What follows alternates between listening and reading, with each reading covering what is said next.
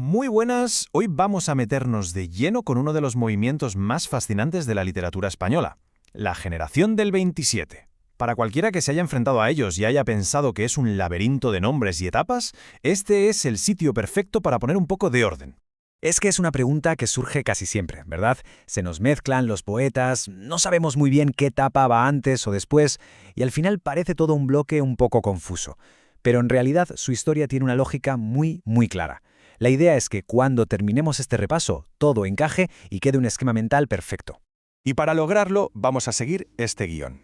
Primero, vamos a ver quiénes eran exactamente. Después, la idea clave que lo explica todo, esa mezcla de tradición y renovación. Analizaremos sus tres grandes etapas, veremos el impacto brutal que tuvo la guerra civil en el grupo y al final repasaremos los puntos esenciales. ¿Vamos a ello? Muy bien, pues empecemos por el principio de todo. ¿Quiénes serán y sobre todo por qué se llaman así? ¿De dónde sale ese número, el 27? Pues mirad, el nombre no es para nada casual. Nace de un acto muy concreto, un viaje a Sevilla en 1927 para rendir homenaje a Luis de Góngora, el gran poeta del barroco, en el tricentenario de su muerte. Ese fue el momento, digamos, la foto de familia que los consagró como grupo. Ya eran amigos y compartían ideas, pero ese evento los unió simbólicamente. Y ojo, que admiraran a un maestro del siglo de oro ya nos está dando una pista importantísima. Y es que esa pista nos lleva directos al corazón, a la esencia del grupo, al concepto que, una vez que se entiende, hace que todo lo demás cobre sentido. Es como la llave maestra para abrir la puerta de la generación del 27. La palabra clave aquí es equilibrio. Su verdadera genialidad fue no tener que elegir.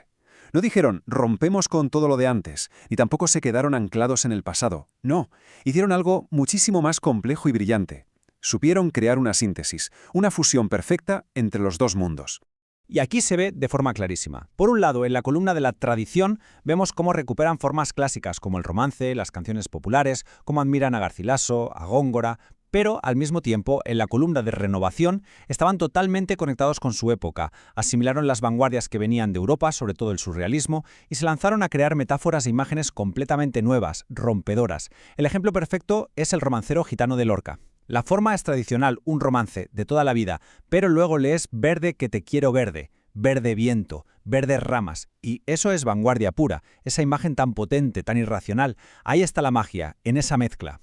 Una vez que tenemos claro ese juego de equilibrio, podemos entender cómo fue evolucionando su poesía. Porque claro, no escribieron siempre de la misma manera. Su trayectoria se puede dividir en tres momentos muy diferenciados, y saber distinguirlos es fundamental. La primera etapa, que llega hasta ese año clave de 1927, es la que se conoce como de poesía pura. Están muy influidos por Juan Ramón Jiménez y Góngora, y buscan la belleza formal, el poema perfecto casi como una obra de orfebrería. Luego, desde 1927 hasta que estalla la Guerra Civil, el surrealismo lo cambia todo. La poesía se hace más humana, más cálida, y empiezan a explorar el subconsciente, los sueños, el amor, las frustraciones. Y finalmente, la guerra lo rompe todo. La poesía se tiñe de la experiencia del exilio, del dolor, de la nostalgia, y en muchos casos de un claro compromiso político y social. Y es que la Guerra Civil Española no solo fue un punto de inflexión en su obra, fue una catástrofe que destrozó al grupo físicamente y marcó de forma trágica el destino de cada uno de ellos. Es crucial entender esta división. El destino más terrible sin duda fue el de Federico García Lorca, asesinado al poco de empezar la guerra. Muchos otros, como Rafael Alberti o Luis Cernuda, tuvieron que tomar el camino del exilio y sus obras quedarían marcadas para siempre por la pena de la patria perdida. Y luego hay un tercer grupo, los que se quedaron en España, viviendo lo que se conoce como el exilio interior. Poetas como Dámaso Alonso o Vicente Aleixandre, que vivieron la dictadura desde dentro, en un ambiente de censura y silencio, sintiéndose de alguna manera extranjeros en su propia casa. Bien, y con todo este panorama ya claro, vamos a la parte más práctica. Si tuviéramos que resumir todo esto, ¿cuáles serían las ideas fundamentales que no se nos pueden escapar? Primero, la idea central, el comodín que lo explica todo. Tradición y renovación. Segundo, la evolución en esas tres etapas que hemos visto, de lo puro a lo humano y surrealista, y de ahí a la poesía del exilio o el compromiso. Tercero, es vital diferenciar los tres destinos que les deparó la guerra, el asesinato de Lorca, el exilio exterior y el exilio interior. Y por último, un punto fundamental para tener una visión completa y justa del grupo, Hay que hablar de las sin sombrero. No son un anexo, eran parte fundamental de la generación. Mujeres artistas, pintoras, filósofas, escritoras como María Zambrano o Rosa Chacel, que compartieron inquietudes y proyectos con sus compañeros, pero que la historia silenció durante demasiado tiempo. Incluirlas no es un extra, es contar la historia como fue de verdad. Y todo esto nos lleva a una reflexión final.